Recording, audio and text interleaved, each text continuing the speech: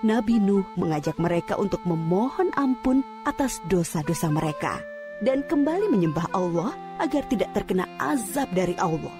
Sangat tekun Nabi Nuh mengajak kaumnya dengan berbagai cara, dengan terang-terangan di hadapan banyak orang, dengan diam-diam mendatangi seorang demi seorang.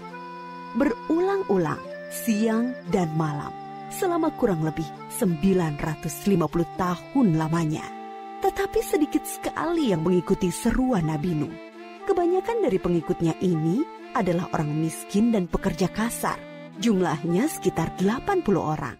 Sebagian besar kaumnya tidak mau mengikuti ajaran Nabi Nuh. Mereka bersikap angkuh dan sombong dengan menutup rapat-rapat telinga mereka jika Nabi Nuh mulai berbicara untuk mendakwahi mereka. Bahkan mereka menantang Nabi Nuh agar mendatangkan azab yang diancamkan oleh Allah Subhanahu wa Ta'ala.